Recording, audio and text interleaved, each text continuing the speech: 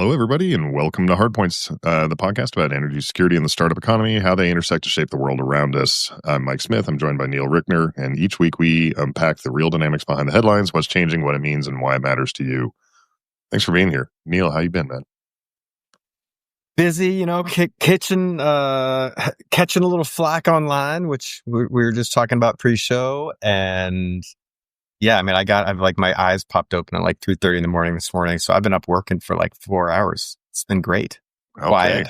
You're going to crash at about like you're going to have your Metamucil and oatmeal for dinner and go to bed about 7 p.m. though. Maybe that's probably going to happen. Yeah. Did I just date myself even talking about Metamucil? Do people even know what that is anymore? Does anybody know what that is? Yeah. If you know what that is, you're too old. Yeah. So there's that.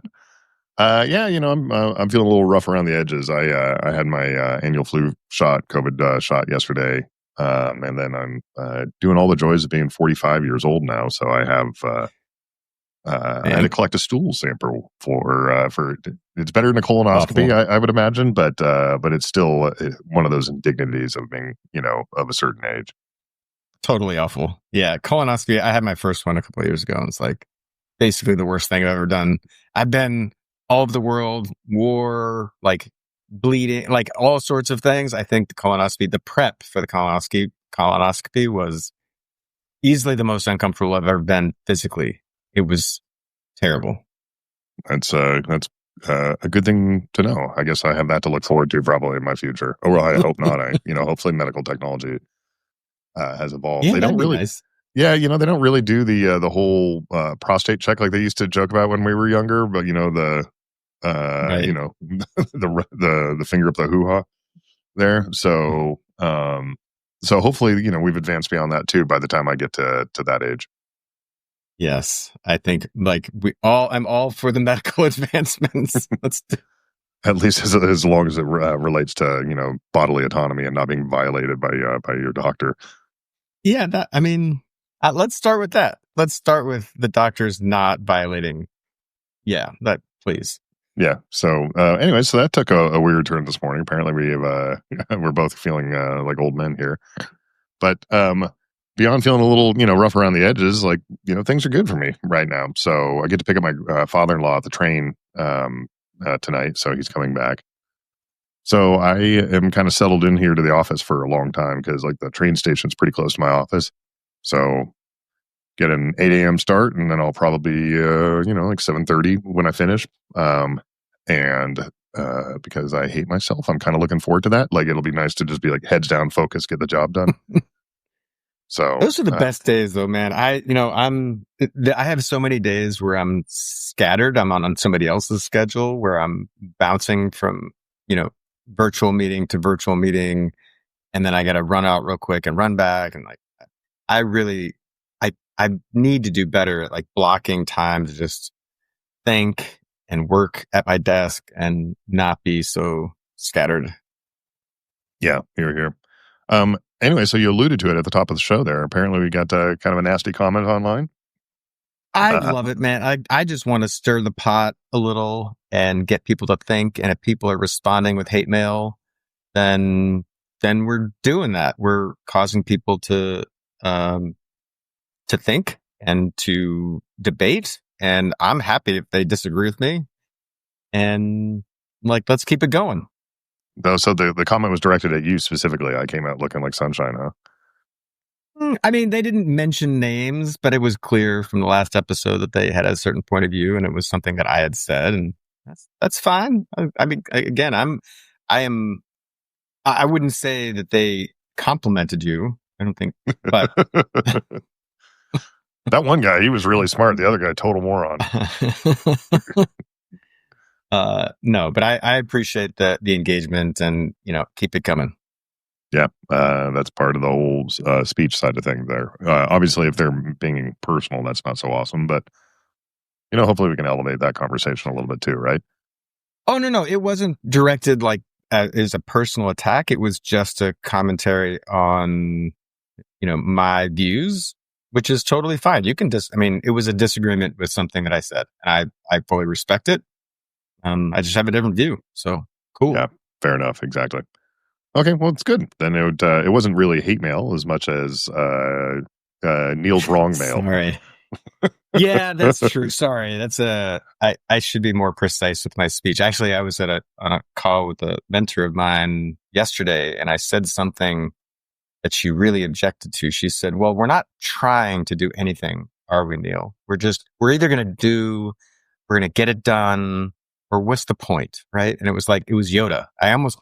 She's older, so I didn't I didn't do the Star Wars reference, but I think, I don't know, she might have gotten a Star Wars reference. She probably would have. But anyway, the point is I didn't throw that back at her, do or do not. There is no try. That's one of my life maxims. It's get it done, or, commit to it. But I think sometimes I say things in my speech what we're trying to do is X, Y, and Z. And it's really just being lazy with speech. I think in a similar way, my hate mail comment was something like an old CEO used to say. It's oh, I got hate mail from my wife, or I got hazed, or, and it's it's a figure of speech. It's not meant to be literal, but I suppose if there's it's a delicate balance, right? Because you want to make sure that the message gets across, and so sometimes you soften it, or sometimes you kind of fall back onto common turns of phrase such as hate mail. There, it reminds me a little bit of there's this George Carlin clip where he's talking about PTSD. Have you ever seen that one? It's been a long time. I know that. Yes, go ahead. Yeah. So for those that are listening at home and haven't seen it, I'd encourage you to go on a YouTube or wherever and to go find it, because it's great at practically everything that George Carlin is. But one of the things he talks about is that back in World War I, we referred to the experience of being a soldier that was involved in the war and just kind of being overwhelmed with all the cacophony and terror around you as being shell shock. Clear, direct, gets the point across. Also doesn't hide the horror of what it is. And we have eventually evolved it to being this super clinical thing, where we kept adding syllables and softening the message in order to describe what it was. We went to battle fatigue in World War II, and then ultimately became, I can't remember what it was. They were talking about it in the Korean conflict, and then it became post-traumatic stress disorder, where I had a whole bunch of syllables and a hyphen in there. And then they ultimately abbreviated it to PTSD during our generation. And you're just that actually doesn't really convey the problem really very well. Shell shock was just as good as it is. So I do tend to value good direct language that it conveys the right degree of emotion for it. Yeah, I think that's right. And I have been also steeled in a decade of working very closely with engineers. So I basically have learned the hard way that if you say something that's not precise, especially for people who are really paying attention, it can throw them off. So I took the point yesterday that we have to be actually, the most literal person. I work with a donor to one of my projects, my nonprofit. I once said to him, to be honest, blah, blah, blah, blah, blah, blah. And he's like, Neal, when you say that, it makes me think you're not being honest when you don't preface your sentence with that. So don't say to be honest, because it just throws me off.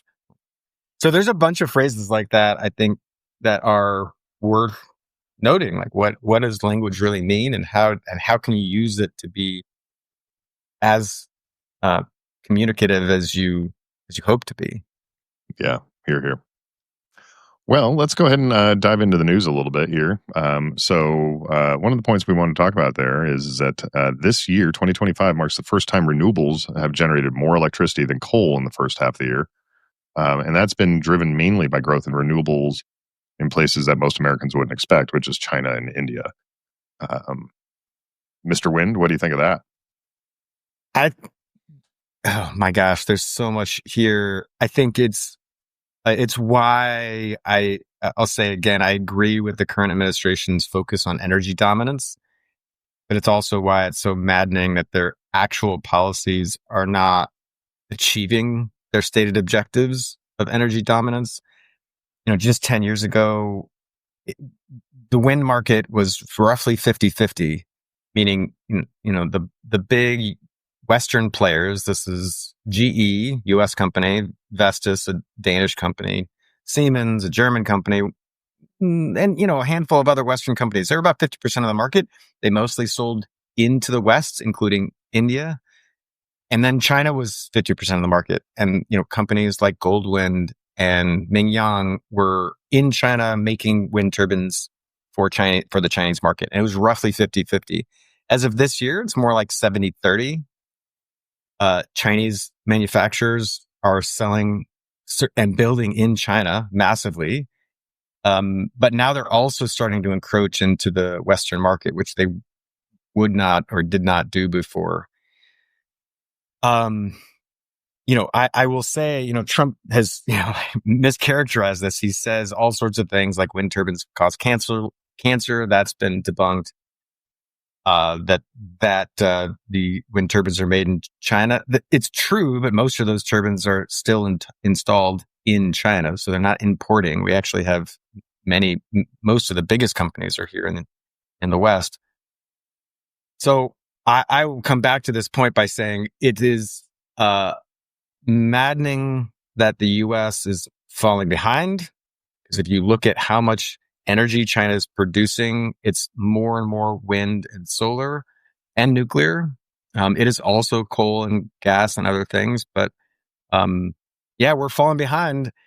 And it's great to see this metric, but it's sad to see the U.S. not being a bigger part of it. Yeah. Wind was kind of a big part here in Colorado. Have you ever been to the Vestas plant here in up in Weld County here? Yeah. Really cool to go see those huge turbine blades that have been built there. They were put here in Colorado because it was kind of center of the continent and they could relatively easy ship them around to other places, etc. But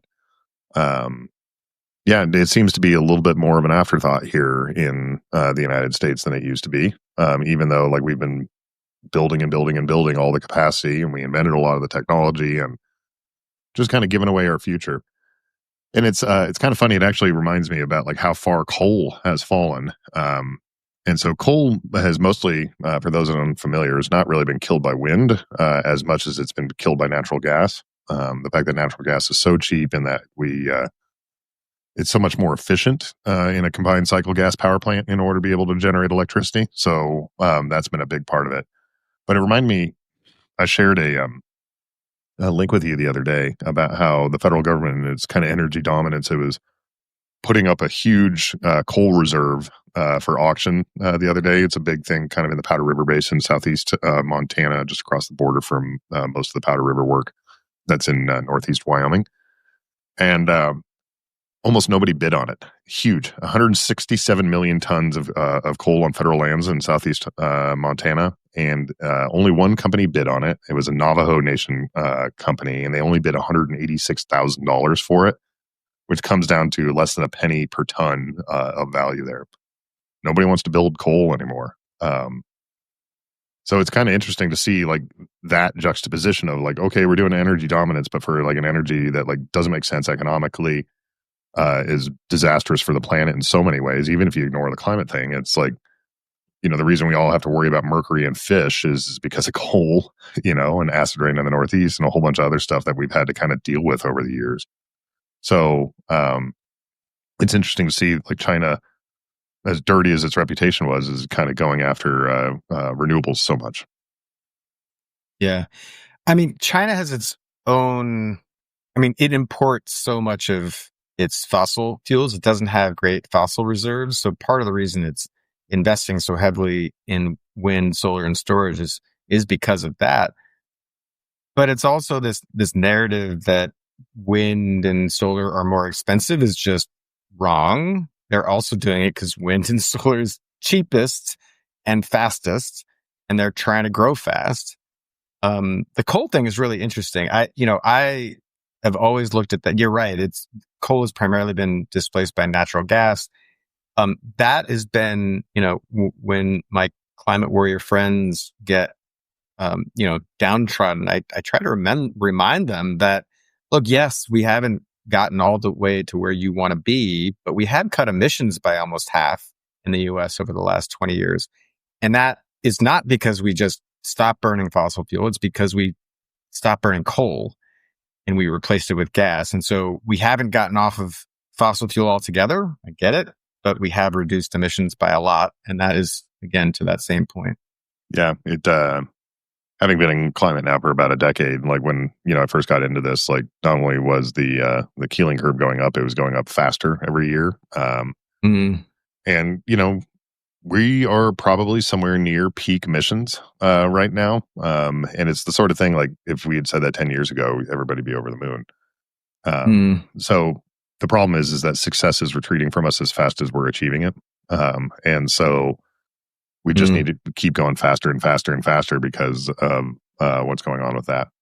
Is when I think about coal in China, and then probably to a lesser extent India, it just reminds me of my time in the Navy. We used to do port calls in Hong Kong fairly often. I was stationed in Japan, very literally downwind from China on a lot of this stuff. And it was fucking gross. Like, it was super gross. You'd have, have you ever been to Hong Kong, Neal? Hong Kong, and the most gross sky was Beijing. Yeah. So, it just struck me this one time when we were in Hong Kong and we were up on Victoria Peak, looking down. And if you've never been to Hong Kong, it's a very compact city, very tall buildings built right against a mountainside.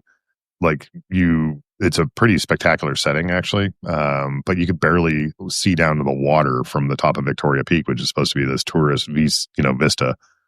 It was just fucking gross.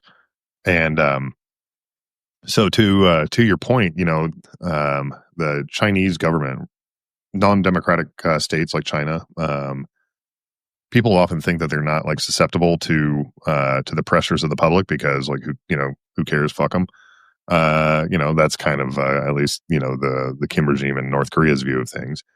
But one of the few places where the Chinese Communist Party was actually finding revolts was around environmental problems. People that couldn't breathe, couldn't see. They were starting to get local small scale protests associated with that, which is an incredible thing. That was in the early 2010s. That was going on, I think. And so I think there was a component too of the Chinese government recognized yeah, okay, we built all this coal, infrastructure associated with that, but who cares, right? The people are going to get upset. We don't have the fossil reserves anyways. We can steal the future technology, be the victors of the future technology race because we'll just build what the Americans have invented and don't seem to want to defend in the form of renewables.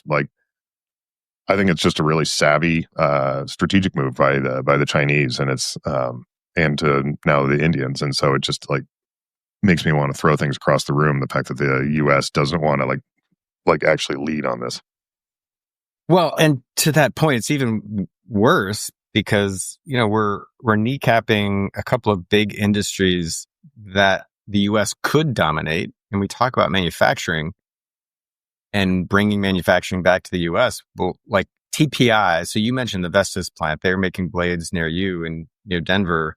TPI is in Iowa, and they just filed for bankruptcy. There's two big blade manufacturers. TPI kind of makes blades for everybody else. Vestas kind of did a vertical integration. It's details of the wind industry, but in any case, TPI was a huge blade manufacturer headquartered in Iowa, just filed for bankruptcy. Ørsted, which is a huge European, but we're building the biggest projects in the US, just announced that they're laying off a quarter. 25% of their workforce is getting laid off. You look at these things and in the spirit of are we headed in the right direction? People say things like, "Oh, you're going to kneecap two of the fastest growing industries," and this is the net result is that Ørsted fires 25% of its workforce. TPI files for bankruptcy, and then add on top of that one of the Indian suppliers, Satvik. I'm not really sure I know how to pronounce that, but Satvik Green Energy, which sells gigawatts of solar panels into the U.S., is now saying, yeah, the U.S. is too much risk. There's too much volatility. We're out. We're not going to sell. We're not going to try to sell in the U.S. All of that's bad. none of that's good for economic activity, and I don't see how any of that's good for our energy security either. Um, yeah, I was getting to thinking about this. So I had a conversation with a friend that works in silicon, wafer manufacturing, um, and that industry is booming. Like as we all know, with kind of the AI revolution and all the things that are going on with that, and the amount of electricity that she was talking, the facilities that she kind of oversees is going to be, and they're building to is going to be coming online is fucking bananas. It is like it's like a shocking amount of electricity that's going to be coming online. And I was seeing a little report this morning about how there's going to be probably somewhere around like a 38 gigawatt shortage of electricity generation over the next 3 years. And so we're already starting to see this with AI and now in the manufacturing as well.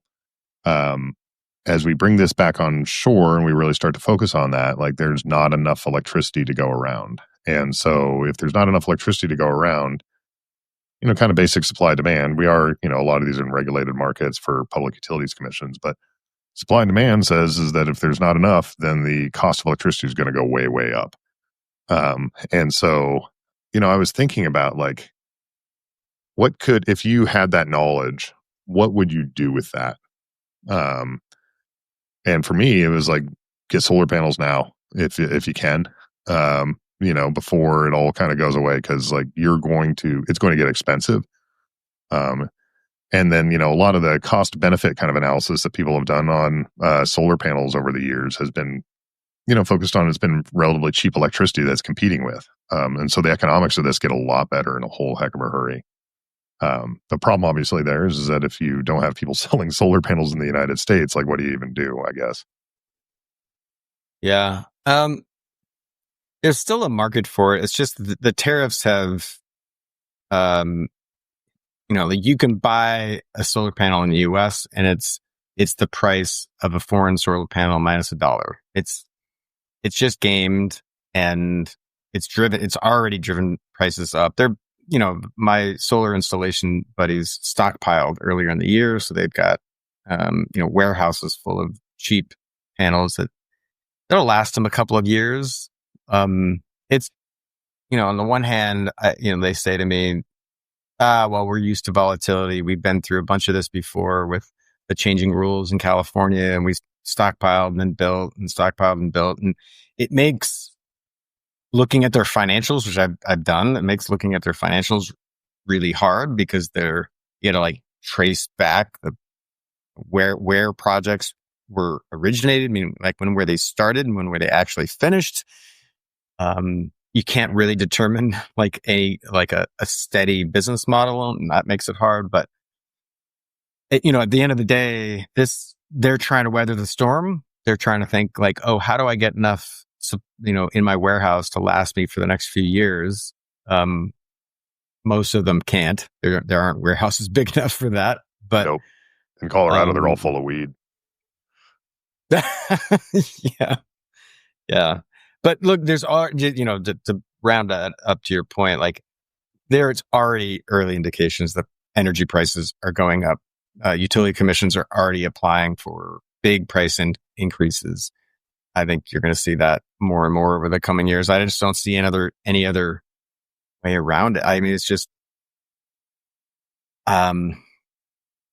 there's, you're like that. I've seen that number 36 gigawatt shortfall, which is, almost 100 billion in total build that's not going to get built, or people are going to race to build it, and they're going to do it with gas plants, and even gas plants are on a big long back order. So yeah, that was one of the things my friend was talking about is because she's thinking about getting into the power plant business. But as she's looked at that, there's just not enough turbines. Like there isn't enough manufacturing capacity for gas turbines in the world. And so, that might scale up, but that's mostly not domestic either. A fair amount of those are built in Europe. GE's ramping up. They've got the big plants. Siemens does. Caterpillar builds the smaller ones. I've talked to some people who are like, oh, we know the suppliers, they're going to get us turbines in, 2 years. I'm like, okay, well, there's a couple of people, I guess, that are going to get turbines in the short term. And I'm sure that GE's ramping up production. But we have a lot to build. We have gigawatts to build to catch up. And as you say, that's just going to lead to price increases.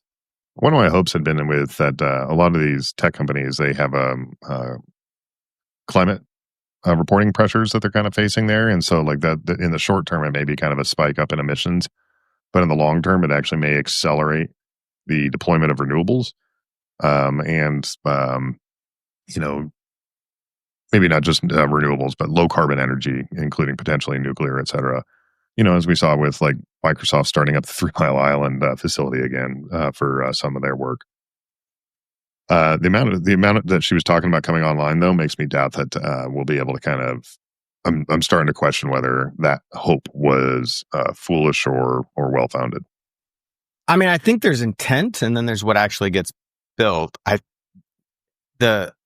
The energy infrastructure builders that I'm talking to all have the sort of ear of the hyperscalers. Hyperscalers being, Amazon, Meta, Microsoft, Google, OpenAI. Those folks are first concerned with speed to power. How fast can you build me gigawatts of production? Because we're in this 36 gigawatt shortfall. And yes, I care about carbon intensity. That's what they call it, carbon intensity. But that's secondary. And so what the plans that I've seen put forward are, I'm going to build gas plants right away and pair it with batteries, because I can reduce the cost if I do it together. And then I'm going to add wind and solar later. And that's what I mean by it's like what's intent and what's actually going to get built. I don't know that those two things are congruent. I don't know that they're actually going to follow through on that. I think, the developers are saying like, look, we can get you both. It's just not going to be all at once. We'll get you the power first because we can build gas fast. And that gets right back to the discussion about like, I'll build you gas fast if I can get turbines, which that's an open question. I get all sorts of mixed information about that. It's a 2-year back order. It's a 7-year back order. I think it depends a little bit on who you know and also which kind of turbine you're trying to buy. But and then they're promising, in their project to build the wind and solar later. To my mind, that seems kind of backwards. You can get solar really fast. Wind turbines take a long time. The problem is the permitting. It's the land usage and all that. Like getting land for just a single gas plant or even a set of gas plants is pretty easy. It's not a very big plot of land, but a solar project takes hundreds, maybe thousands of acres. It's kind of a bananas world that we're about to move into here. So let's just keep our fingers crossed on that. But back to the question I was thinking about, like, what would you do if you were trying to, as a individual or a family, to avoid like increases in electricity costs? I really do think that like rooftop solar is something maybe people should take another look at, even without the tax credits, because of the fact that electricity is going to get more expensive. And then, I had a buddy that he was stationed in like China Lake. Those unfamiliar with China Lake, it's a very hot, sunny desert place where you're going to have to run your air conditioning to survive. Think Phoenix, but a lot fewer people. And so for him, it made sense not only to install solar, but he came to recognize it's a pretty easy thing for you to do yourself. Like, you don't have to, like, a lot of the cost of solar is you're paying for overhead for the company that is having to kind of go out and scout for people. So he bought the panels directly, installed them on his roof directly. It's designed that you don't have to have a degree as an electrician or training as an electrician. You just kind of plug it and connect it all together, run the wire yourself. Don't put it into the panel, but call the a master electrician. Yeah. But call that master electrician to do about an hour's worth of work. Just connecting up the electricity, and save yourself all the labor of all the rest of it. If I had to do it again, that's how I'd probably do it. Yeah, you're right. You're paying for like the marketing team, the finance, like it's packaged up for you. But yeah, the panels, I mean, actually, you can get panels for like 23 cents a watt. I mean, it's super cheap, just panel wise. Maybe that's the wholesale price. But anyway, I think that's a great idea. Maybe there's a business there where you can just help do it yourselfers do it. As you say, like the panels themselves are easy to install, depending on what kind of roof you have. That's probably the harder part, is like putting holes in your roof it's kind of gut check. You're like, I can really drill a hole Am in I my doing roof. this But right? Yeah. yeah, but I would. I mean, I venture that there's easy-ish ways to do that, and the hardest part is probably the planning. Like, how big do I want? Where do they go? How do I optimize roof performance? I mean, Google has some tools. I know that because I mean, there's actually more than just Google. I just know that one because I work there. But there's some online tools where you can just put in your zip code and it'll tell you how much capacity your roof has. But probably just more is better. And then, but maybe there's a business model there where you could just like help a DIYer plan the project. They go buy it, install it themselves, and you have an electrician do the electrical work or something. I don't know that. Yeah, that could work. I kind of like it. Yeah. So I think it's called Project Sunroof for people that want to go put in their address and see what the capacity is. That's Yeah. what Google built. But he was telling me, that his payoff. Now, this is again expensive. California electricity prices, consuming a ton of electricity in this really high, intensity sort of scenario. But his payoff on that went from like 10 years, which is what it was for my roof when I had somebody else to install it here in Colorado. For him, it was a year and a half. It was an 18-month payback. And, so it was like one of those of like, oh, wow, okay. Pay attention. Yeah. So there you go. I mean, that's how you got to think about solar projects, right? What's the payback period? I think, yeah, for projects that are getting built before all of the recent mayhem, it was about 7. That was about solar and storage together. It was about a 7.5 year payback period. So it gotten better since you did your roof, but still, I mean, that's a multi-year. I mean, it's a 20-year asset, and you figure payback of 7 years. Most people probably okay with that.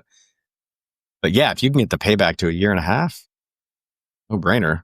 Yeah, even that 20-year asset kind of component is like panels degrade over time, but they don't. So the panels that I had installed, they have a 25-year warranty, both parts and labor on them. Which is really nice. I don't know if you can get that as much anymore, but even the 25-year warranty is that it's going to have degraded to no worse than 80% capacity at the end of 25 years. So it's the sort of thing that like, yeah. Like, if you were to build like a depreciation sheet associated with a capital asset, you might, use a 25-year window or a 20-year window or whatever, but like it's still producing actually. You probably could just, plus up with 1 or 2 more panels at that time and be in good shape. You also have all the infrastructure. So there's a lot of interesting stuff there, and it'll be kind of curious. My panels now are about a decade old. I still haven't paid a power bill, an electricity bill in the last decade. And that's driving an EV. So like I increased my electricity consumption to a certain extent there. But, so at the end of 20, 25 years, like what do you do with that asset? I think you probably just like keep on keeping on, man. There's no sense in replacing it.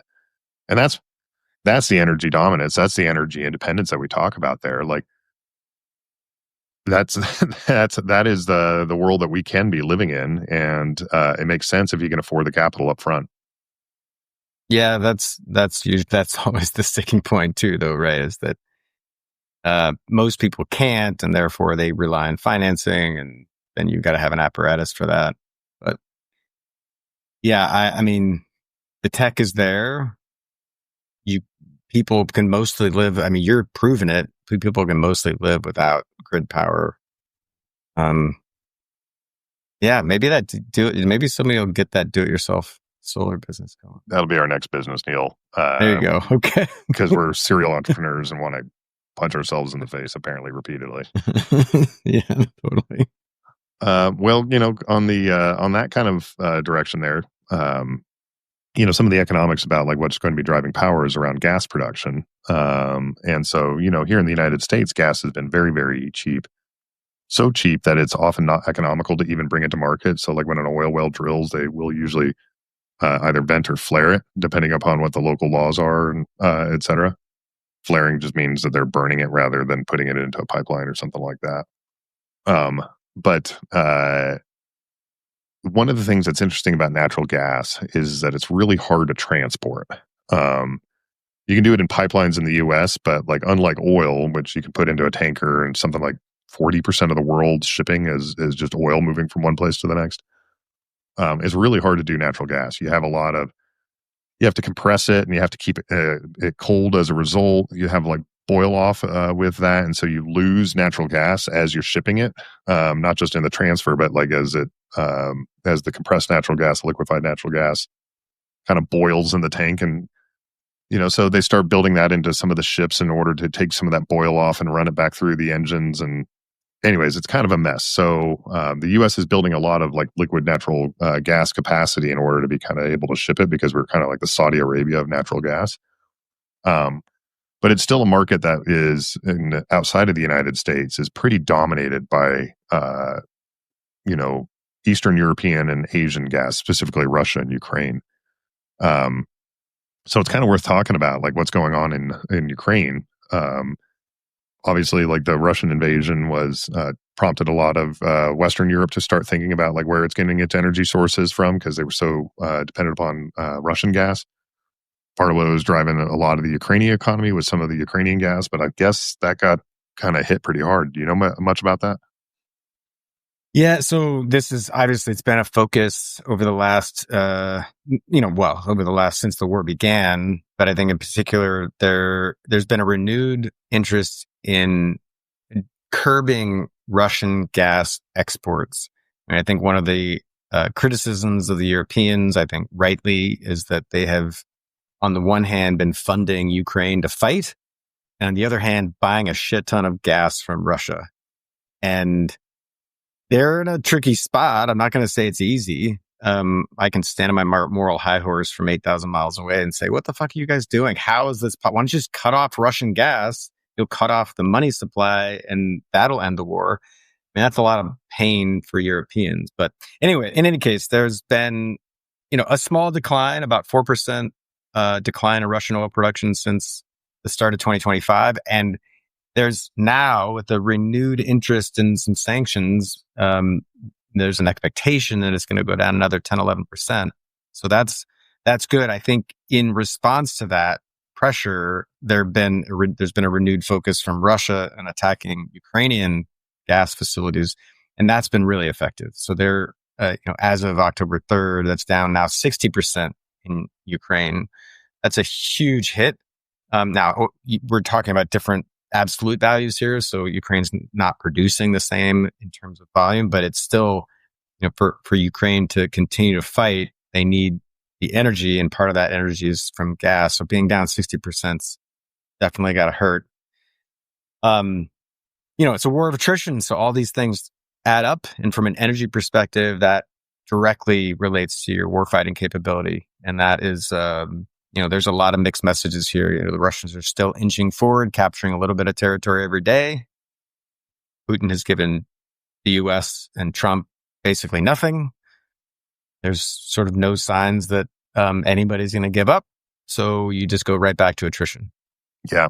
One of the things I was seeing being reported is, I think it was just yesterday, actually, we're recording this on the 9th, was that the U.S. military is going to start cooperating again a little bit more with the Ukrainian military on targeting of energy infrastructure within Russia.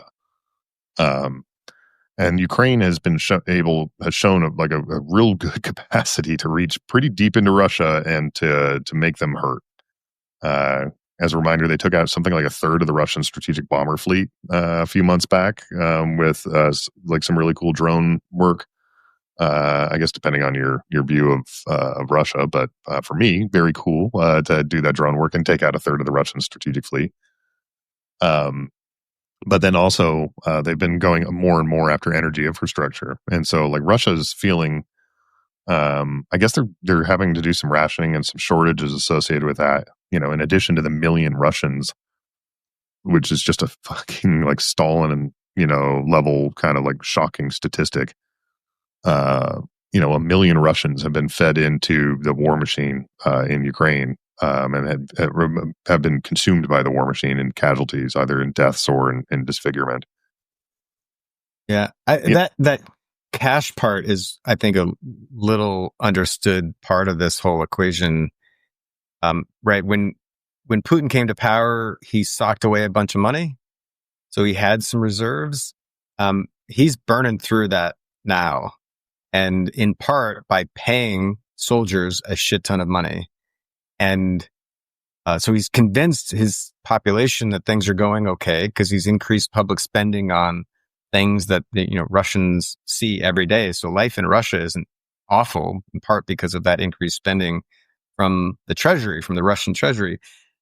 But to your point about 1 million Russians, you're getting people to sign up in part because they've got, a little upward mobility. They've got kind of a crappy low wage job, and then they get thrown the equivalent of a fortune at them from the Russian government to go fight. They're still getting volunteers. Because of that. It's kind of a crazy world there. It does make you realize, I think, just how fragile Putin's position is at this point. Right? If he runs out of cash, if the Ukrainians are able to put a big damper on kind of the energy capacity of the Russian state in order to be able to sell onto global markets and kind of generate the revenue he needs, or if it's leads to increasing shortages, like you have to think that at a certain point the Russian people will just be done with it. I don't know, man. What do you think? I think so too. But I failed to mention before. I can wag my finger at the Europeans. It's worth noting, though, a lot of the Russian gas is bought by China. As I mentioned earlier in the show, like China doesn't have its own oil and gas reserves. This is, Trump caught some heat for coming down on India for doing the same. I can in the same breath say I support the idea that Trump is trying to get India to buy less Russian gas, and also be pissed that he's doing that with tariffs, because I think that tariffs are just generally the wrong tool for things like that. But in any case, that's all tied together. The Europeans can have an impact. They can buy less. And if they do buy less, then it weakens Putin even further. I agree that he's in a sort of precarious position, which is why I think, what I've advocated for is for the U.S. to back Ukraine. Just be very clear. We're going to stand behind. We are going to support their efforts so that they can win. And what that does is, to your point, like Putin has a certain amount of time left. It's a war of attrition. If it was just Russia versus Ukraine, Russia probably wins. But if it's Russia versus Ukraine and Ukraine's got all of Europe and the United States standing behind it, no contest. Ukraine's going to win. So that's what I want to make, in these things, you got to pick a side, and we should pick Ukraine. Yeah. There's a lot of times where people try to kind of like stay in the middle, and increasingly I think people benefit sometimes by forcing you to pick a side, but sometimes you just got to pick a side, and pick the right side. The future depends upon it. Maybe shifting gears here a little bit there. You in kind of the startup world here, there's a company that raised $100 million for autonomous trucks. What do you know about that, Neal? Yeah. So I have sort of long held the position that trucks are going to be the first. I mean, this is not just me. I just want to say that it is pretty easy to imagine that autonomous robots on our roads, easiest to imagine when it's long haul trucking that are basically just driving straight for, hours and hours on end. Our interstate highway system is clearly marked. It's very predictable. It's well mapped. It just sort of seems like a ripe opportunity for autonomous vehicles. We're already doing Waymo and a few other startups in cities now, in Austin, in LA, in San Francisco, for example. So we have the technology to do it. I think what's interesting about this is now you've got other companies. In this one, it's called Einride. That's a Swedish company that raised $100 million to build autonomous trucks. This is the frontier that I've been sort of waiting for. There are a few other companies doing this. Tesla's actually got a truck division, et cetera. But I zero in on this because it's a great application of the tech, and also because it's like thousands and thousands of jobs that are going to go away really fast. Yeah. I think there's this intersection between autonomous and EV, and sometimes it gets confused in people's minds, mainly in part because Elon Musk has talked about how he's going to have autonomous cars for a long time, and he's in the EV business, et cetera. Waymos themselves are not EVs. These are Mercedes. Yeah. Yep. Have you ever ridden in one? Yeah. They're fun. Bizarre. Yeah, it's bizarre, but it's also like, actually, this is driving more safely than a lot of the Uber drivers I've ridden with, or taxi drivers. Yeah, true. They just are starting to come to Denver now too, so I'm kind of happy about that. But yeah, nice. There is that centralization of capital here, where if you can, design the people out of the system, then where do the people kind of go?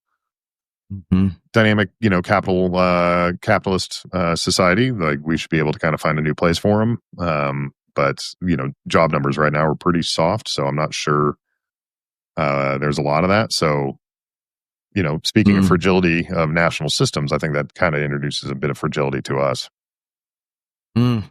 Yeah. And and to bring up about Einride, that's also, I didn't mention it, it's an electric truck. It's an autonomous truck, but it's also an electric autonomous truck. So sorry. Yeah. Thank you for reminding me of that. That's harder, but I should mention that's harder. Long haul trucking with batteries. This goes to my previous, the conversation we had last week, with Alexander, is like, there's still no, easy way to do long haul trucking with batteries. You're going to end up with some logistics there. You'll get, let's say, 500 miles out of a battery, and then you'll either have to do a battery swap or you have to stop and charge. It's just those batteries are less dense than fossil fuel. Not to say we can't solve that, but it does create a complication there. Yeah, 100%. All of that can be automated. Yeah, when you think about like long haul trucking, so my office mate here for a little while was a guy named Tim Tummerbett. I love the guy. He started a trucking company to pay for college. He's first person in his family is a Mongolian immigrant. In order to be able to go to college, parents were putting up as much as they could, but they were not wealthy people, and so he became a trucker. A part-time trucker, in order to pay for college here at Colorado School of Mines. And then he ended up being like, actually, there's a business opportunity. So he started a trucking company. So he's got like some like really deep experience in that. And one of the things, he describes if you're trying to haul something by truck across country, like by far the limiting factor is the driver, right? Which is they are only allowed to be on the roads for so many hours, and they have to have a certain amount of crew rest, before they kind of get back on. We want that because these guys are hauling around tons and tons of material, and like we want them like awake and smart and making safe decisions, et cetera. So the idea for like an autonomous vehicle that can drive effectively 24 hours a day is great. But if you have it as an EV, you have all the difficulties of doing the EV recharge associated with that. One of the things that Tim showed me though, which was a really cool company, I've never talked about it with you before, is a company called Revoy. Have you heard of them? It's effectively, you don't have to make the truck an EV. You actually turn the truck almost like into a hybrid without having to modify anything. So if you think about it like a semi, a tractor trailer, at least the tractor part, like it has a connection on the back that connects up with the trailer, and it has all the connections associated with like the brakes on the trailer system, et cetera. And so what Revoy did was built a powered wheel unit that connects in between the two. Like it hooks up to the truck hitch, and then there's a hitch on it for the trailer to hitch into. And it, like your average like tractor is doing about 7 miles to the gallon when it's hauling cross country. a little bit, worse when it's going uphill, a little better, maybe going downhill, but, on average about 7 miles per the gallon. And Revoy thinks it can get these things up to like 30 to 40 miles per gallon effectively, because you have regenerative braking and able to recapture a lot of that energy. You have these big battery packs, and then it's a quick switch because they already know how to like drop a trailer in a hurry. And so you can almost, they reminded me of like the Pony Express, where you, like on some of these major cross country trucking routes, you could have like these yards where people would just drive like, pretty quickly, or not quickly, I guess, but within the law, but drive, they would plan all their stops around the Revoy yards where they could kind of switch out battery packs that are kind of pre-charged, and then, get on down the road. So yeah, Revoy, REVOY.com. That's cool. There's some that sounds good. And I would say, you can imagine a world in which all of that's automated, where an autonomous truck drives into a Revoy or whatever the battery swapping location is. They stop for 5 minutes to get a new battery and they keep going. But you'd only do that if truly that electricity was cheaper than the fuel. You'd only do that if that, autonomous robot could swap out those batteries flawlessly and quickly. I've been thinking about our green business, if you will, in these terms that, first build a better, faster, cheaper solution. And if it happens to have climate benefits, it's almost like a side benefit. Now, you and I know that that's not truly the right order of things. But in a capitalist society, I think it's the way I am trying to think about my business, and I'm trying to encourage other entrepreneurs to do the same. Just build something that's better, faster, cheaper, and have these other benefits as a feature that will add to the attractiveness, but not the leading story, if you will. So yeah, sure. I don't know. Yeah, that's one of the things that like the economics of Revoy. If you can cut your fuel expenses, 80%, that starts looking pretty attractive there. Yeah. I mean, of course, like if you can save me money, I should be in, right? Yep, that's kind of the idea. So, anyways, it's a cool company. It's one of those things that, like, yeah, I feel like it's so simple and obvious. You feel stupid that you didn't think of it yourself. You know, like what I doing mean? solar myself on my own roof. Is that? Well, yeah, I don't know. You're, according to the comments online, you're the dummy. I'm just teasing you. Yeah. I can take it. Yeah. Well, last little thing to talk about here is the state of our public discourse here, and specifically the Trump administration calling for the arrest of the governor of Illinois and the mayor of Chicago, as part of his deploying of troops to both Chicago and Portland. It's not good, Neal. I know last week you were kind of thinking about it. Have your thoughts changed? Yeah, when I thought about my goods, bads, and others this week, last week my good was Trump didn't go to Chicago. So this week my bad is Trump went to Chicago. It's what's so maddening about it is that it's clearly a ruse. Like, I don't know. Actually, I would say the news that I've seen, both social media, I checked out CNN. Even Fox is having a really hard time showing like the mayhem. It's just not there. They're being described as lawless mobs. They're being, they're talking about ongoing riots, and it's basically a war zone. And like the pictures just don't tell that story. And I think it's so obvious for anybody who's looking. I worry that not enough people are looking. It's just, it makes me like I try to, when I talk to my conservative friends, they're like, "Oh, he's just pushing the bounds of the law." But this really could be that sort of doomsday scenario that my friends on the left talk about all the time, which is that Trump is planning a takeover of some sort. And like, at least it's now plausible, because if you're making shit up that I can clearly see with my own eyes is not true, then what's your motive? Like, what are you doing it for? It's not to look tough. That was my original thought with the LA stuff, is like he was trying to look tough and deploy the military because it looked tough.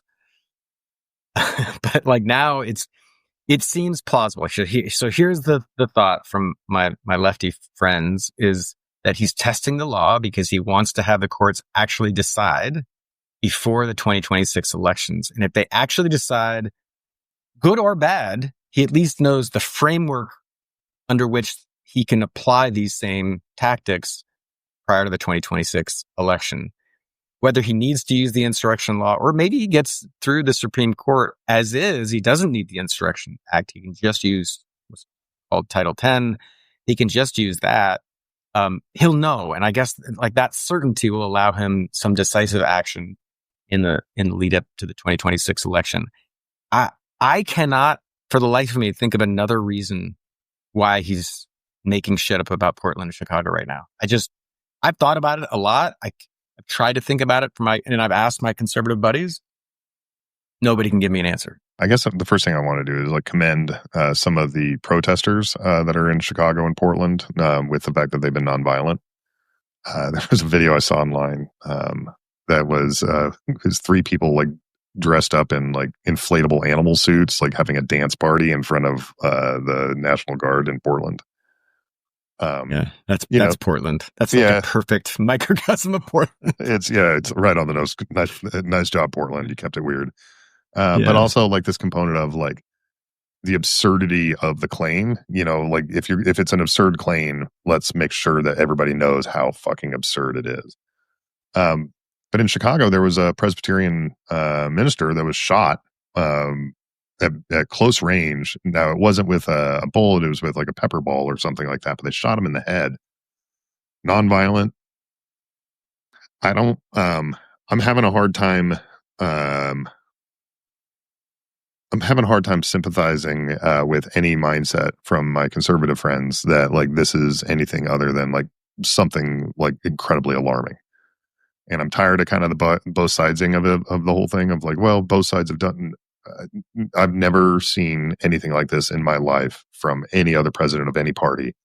This is a very explicit sort of thing where people are engaging in intentional, lawless violence. And I just continue to think like if we're waiting for the courts to save us, we're hosed. Like we're going to need people to disobey what's clearly immoral and illegal. Yeah, and you're talking about the ICE and immigration folks doing things that are illegal. I mean, I'm sure at whether they have or will, the protesters are going to do things that are disruptive. By definition, protesters do that. By my mind, I said this during LA too, just like, you can claim to be the tough guy all you want, but if this is what scares you, if some weird people from Portland in fuzzy animal suits freak you out such that you need the armed forces to come to your rescue, like, grow a pair, bro. Like, it's going to be okay. We've had plenty of protests in America that are far worse than what you're seeing now. This is why I say it just belies logic. There's no logical reason for these troops.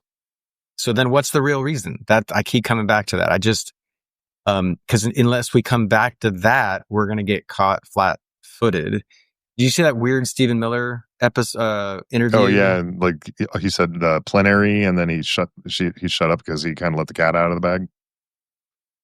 Yeah, and it was almost like it was like the most awkward thing I've ever seen. He just stayed on camera, thinking that they were going to think he froze or was like cut off or somehow couldn't use the clip, and it just made it worse. I mean, he's already weird, but whatever. It's just awkward. The second thing is, yeah, like I think clearly there, I mean, that told me, I don't say clearly, I say that lends itself to there's something, again, I'm trying to be, I won't say both sides. I'm just saying I'm trying to be objective about it as best I can.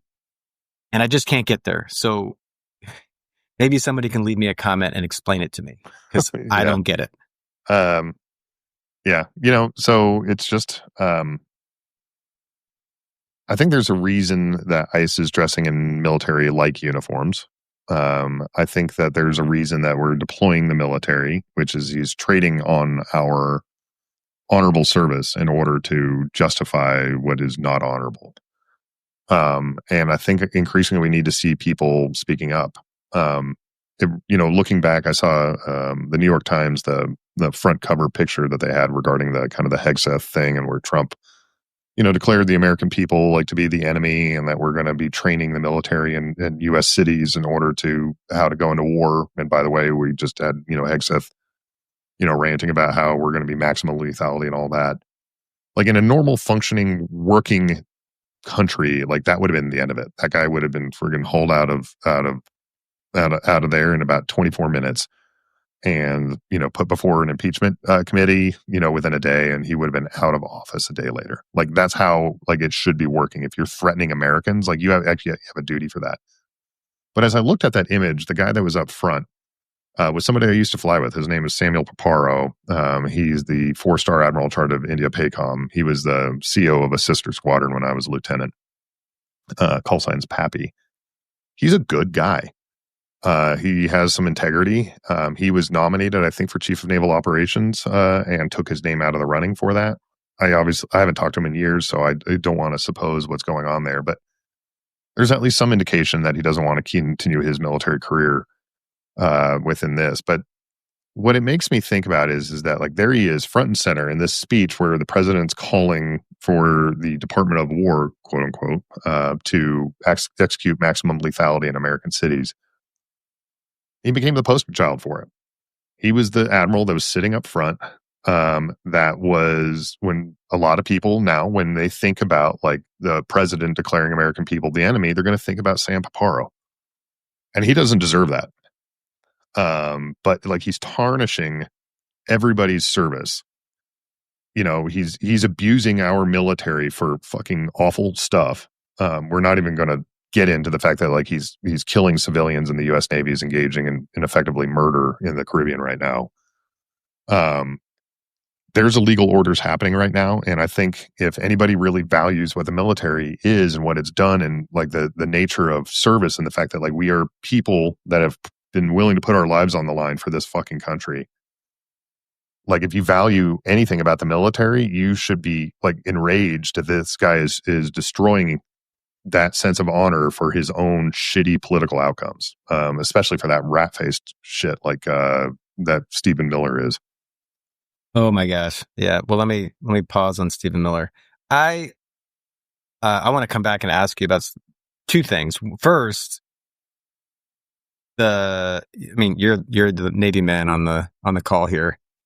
Why aren't there JAGs, military lawyers, weighing in on the legality of destroying ships outside of war with no due process?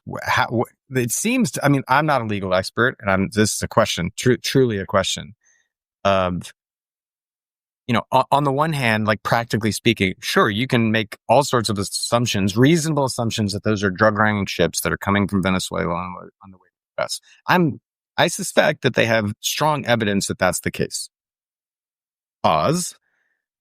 There's also this thing called the law of war, and a whole bunch of prior cases similar to this.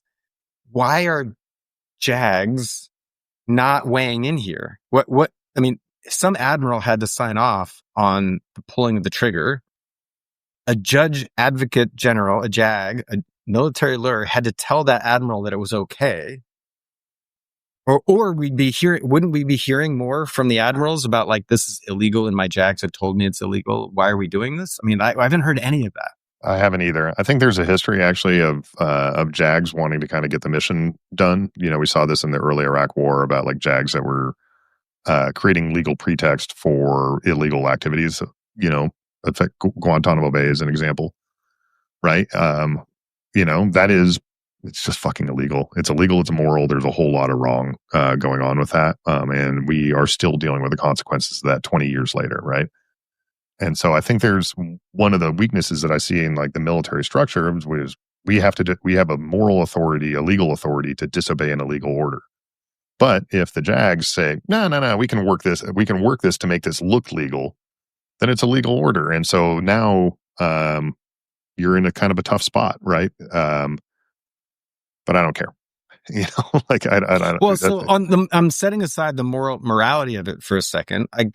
That's a judgment that you and I see the same way. I'm trying to get to that question because the next question is troops in U.S. cities and what JAGs tell the military leadership about that.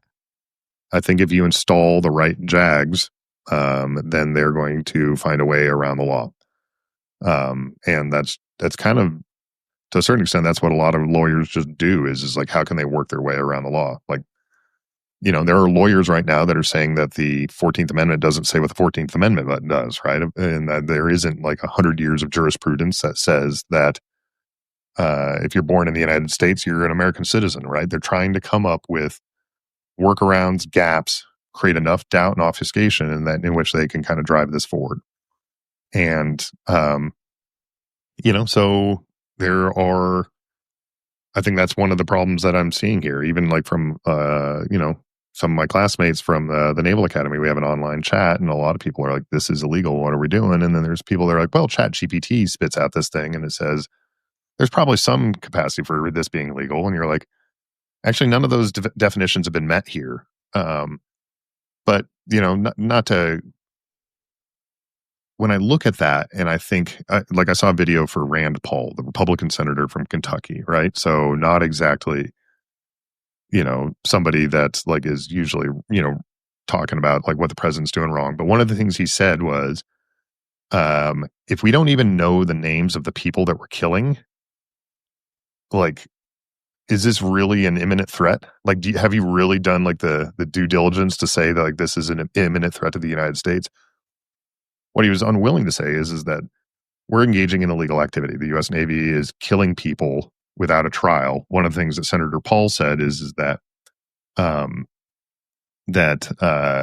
Coast Guard activities kind of in the vicinity of Miami typically find about 1 out of 4 boats don't even have any drugs on them when they interdict them.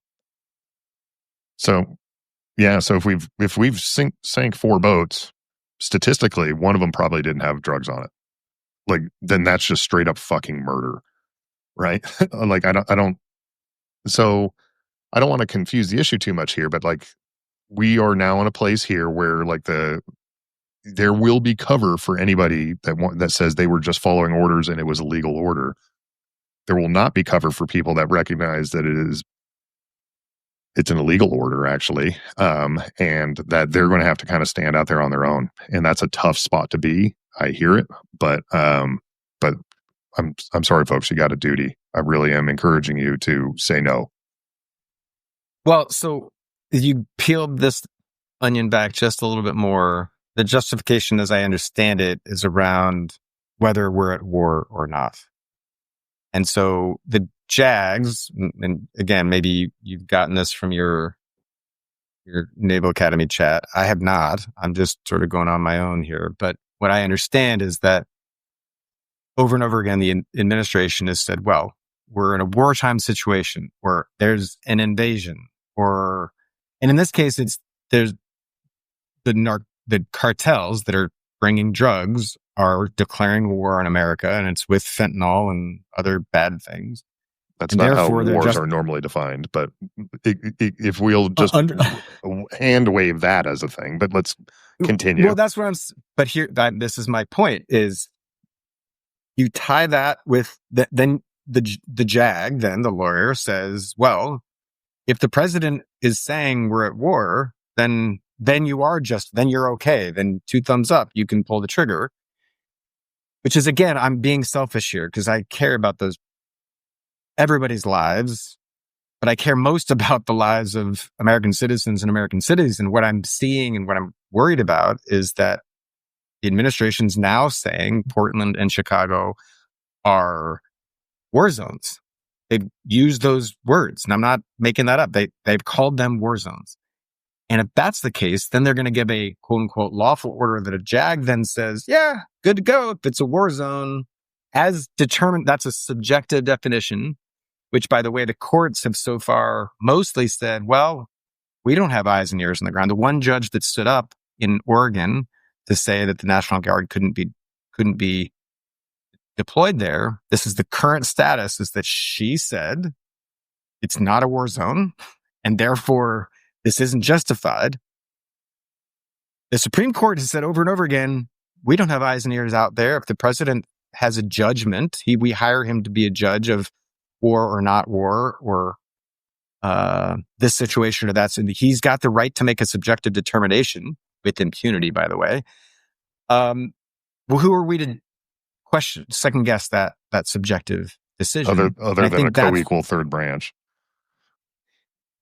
This is the argument they've been making.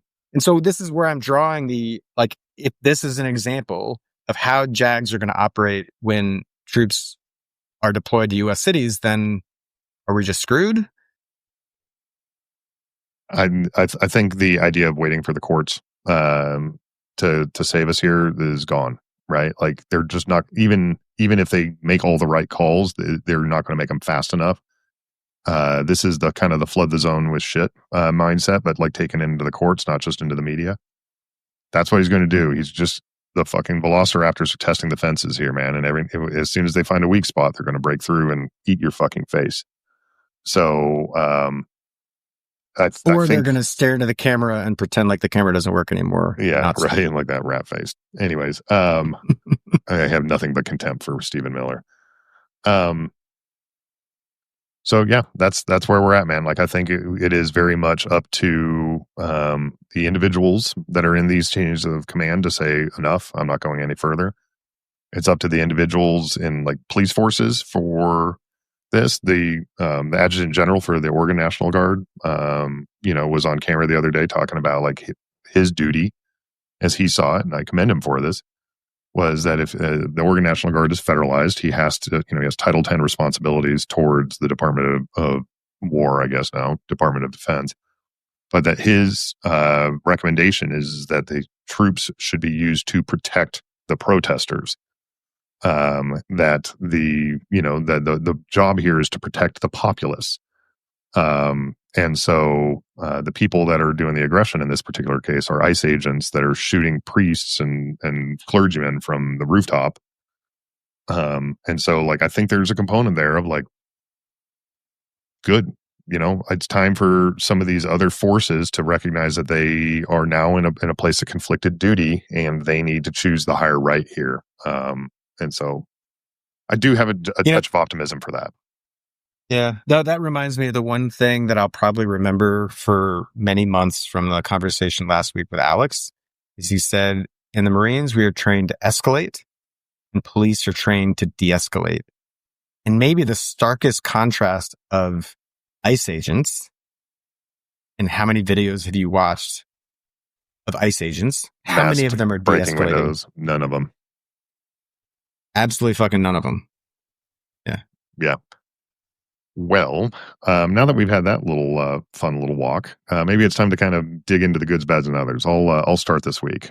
For me, my good is that my business has been kicking here the last couple of weeks. We've had a little bit of changeover. Oh shit! Yeah, it's been good. That's awesome. I was going to say you had people coming and going. I thought that was going to be a distraction.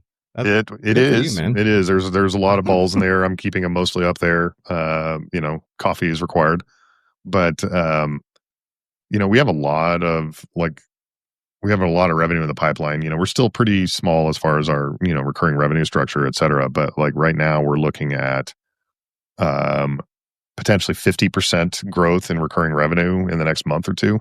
I mean, it's a big deal. So I don't want to count my chickens. There's a lot that could go on there. until that money is in my metaphorical pocket, I'm not counting it, but I'm feeling pretty optimistic right now. My bad for this week is back on the conversation we just had, which is nobody's disobeying illegal orders. They're starting to show some indications that they want to stand up in a couple of spots. I've seen police commissioners and the Adjutant General there, the Oregon National Guard, but not happening yet. And that's bad to me. And then my other this week is my Orioles did not make the playoffs. It was a pretty bad year for them on the baseball front. But there's a really fun story kind of happening in the American League West and the American League Central between both the Mariners and the Tigers. It's the American League Division Series right now. And it's tied 2-2, so it's winner take all in the next game.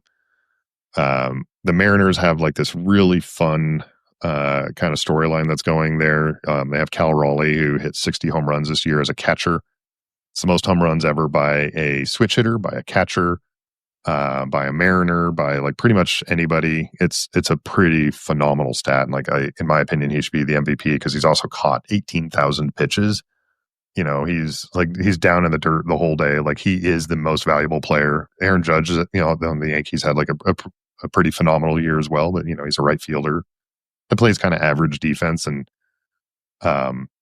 anyways, so I'm kind of rooting for the Mariners this year. But even if they lose to the Tigers, I think I'm rooting for the Tigers. These are two teams that kind of are underdogs. They don't normally get very far into playoffs, and I'd love to see them go win it all. So that's my other I'm tracking is baseball playoffs. That's cool, man. Yeah. How about you, man? What's your good?